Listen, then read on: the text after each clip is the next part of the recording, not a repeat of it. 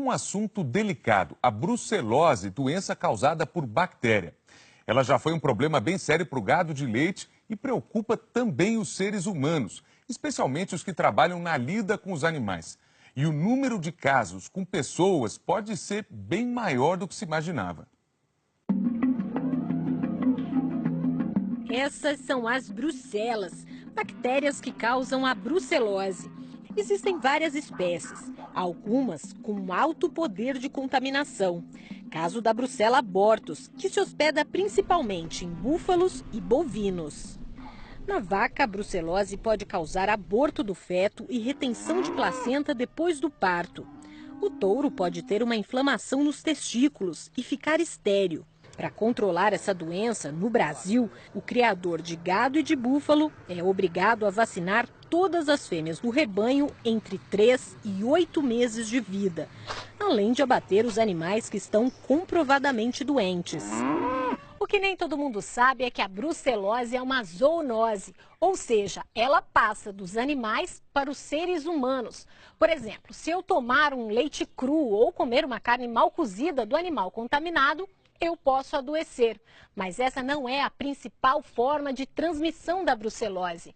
Quem mais sofre com a doença, geralmente, são as pessoas que trabalham na lida com o gado. Marcelo de Oliveira sabe bem disso. Ele trabalhava na Casa de Agricultura de Paraibuna, em São Paulo, e teve que fazer uma longa peregrinação por médicos da região até encontrar um que perguntou: o que você faz? Aí eu contei para ele que eu fazia inseminação, fazia parto, que eu mexia com gado, fazia muito tempo, né? E aí ele me falou que ia fazer, ele falou, vamos fazer uma sorologia. Aí eu falei para ele, brucelose? Ele falou, é. O que o senhor sentia? Muita dor na perna e febre. Gotículas de sangue, leite ou urina de animais contaminados já são suficientes para transmitir a bactéria da brucelose para o homem. Basta que ela encontre uma portinha de entrada, alguma lesão na pele ou mesmo uma mucosa, boca, nariz, olho. E em se tratando de saúde humana, até a vacina, obrigatória para o rebanho, vira um complicador. Existem duas, e tanto a B19, mais comum no Brasil, como a RB51, são produzidas com bactérias vivas, capazes de infectar o homem.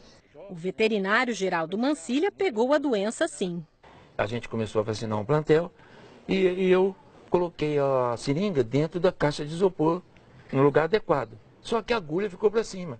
Uma bezerra me empurrou, eu bati a mão na agulha. Muitos anos depois eu comecei a sentir um cansaço e procurei ver o que aconteceu comigo. Se foi por causa dessa vacina. E foi aí, fizemos o exame, deu positivo. Anos depois, o senhor ainda tinha a bactéria no organismo? 22 anos depois. Hoje em dia, existe todo um protocolo de segurança para evitar acidentes como o do Geraldo. Só veterinários habilitados são autorizados a vacinar o rebanho. O problema é que, na prática, muita gente sem habilitação vacina, sem nem saber direito do risco que está correndo. No Hospital Emílio Ribas, em São Paulo, o médico infectologista Marcos Vinícius da Silva recebe todos os meses de 2 a 3 pacientes com a doença. Ela é uma doença complexa, porque pode ter várias manifestações clínicas. Pode ir desde um quadro de fadiga, uma febre que aparece, desaparece por um período, volta a aparecer, geralmente acompanhado com uma sudorese, perda de ânimo, perda de peso. Depois pode localizar como comprometimento do sistema nervoso central, das articulações, da coluna vertebral, ou acometimento pulmonar, aparecimento de ínguas. O tratamento é com uma combinação de antibiótico e o tempo também é prolongado. Percebeu o tamanho da encrenca, né? Além disso, é difícil encontrar médicos que suspeitam da doença. E quando suspeitam, é difícil comprovar. Para piorar um pouco, no Brasil, a doença não tem notificação obrigatória. Nós não temos estatística de Brasil. A gente sabe que são mais de 500 mil casos ano no mundo. O Instituto Biológico de São Paulo, ligado à Secretaria de Agricultura do Estado, é uma referência no estudo da brucelose. Daqui, recentemente, saíram duas notícias, uma boa e uma ruim. Vamos começar pela boa. Os pesquisadores do Instituto conseguiram desenvolver um teste molecular que não só detecta a brucela numa amostra de urina, como identifica a espécie da bactéria. Foi só assim que a doutora Margarete Genovez conseguiu confirmar sua suspeita. Para você ter ideia, eu tive comprometimento no ombro esquerdo, no quadril direito e em toda a coluna. Por mais que eu fizesse meu exame sorológico, eu era negativa. Mas graças aos trabalhos que nós temos aqui de biologia molecular, eu consegui fechar o meu diagnóstico com PCR da excreção urinária. O pessoal do Instituto Biológico já começou a conversar com os pesquisadores do Instituto Adolfo Lutz, ligado à Secretaria de Saúde, com a intenção de transferir para eles essa tecnologia de diagnóstico molecular. A ideia é que mais gente, no futuro, tenha acesso a esse exame, hoje indisponível. E atualmente você é o quê, diretora? Agora senta aí que eu vou te contar a notícia ruim. A pesquisadora e veterinária Simone Miyashiro, diretora de triagem animal do Instituto, analisou 192 queijos clandestinos de Minas e São Paulo. 37 deles estavam contaminados com brucela, 7 com brucelas de campo e 30 com B19, ou seja, a bactéria usada na fabricação da vacina das bezerras segue no leite do animal com potencial para contaminar humanos. E foi com isso que eu me contaminei e aí com essa ferramenta molecular a gente conseguiu também rastrear e falar, não, é B19.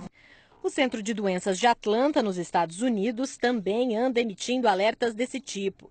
Lá, eles conseguiram comprovar que algumas pessoas se contaminaram ao ingerir leite cru de animal vacinado com RB51, a outra vacina disponível no mercado. A lida dos indivíduos, quer seja o veterinário ou o tratador, com os animais, mesmo vacinados, pode gerar uma infecção para esses indivíduos. Olha que desserviço à saúde humana. É um preço que se paga para um controle de rebanho, mas é grave do ponto de vista de saúde pública. Apesar dos problemas para o ser humano, a pesquisadora reconhece que é importante continuar vacinando o rebanho. O jeito, então, segundo ela, é evitar o consumo de leite cru e seus derivados e sempre usar equipamentos de proteção individual na lida com o gado. Seja de rebanho vacinado, seja de rebanho suspeito ou doente. É importantíssima a utilização de EPI. Se você costuma fazer queijo de leite cru, tem que aguardar o tempo certo de maturação do produto. Esse processo, quando bem feito, elimina a bactéria. O Ministério da Saúde afirmou que não vai comentar o assunto.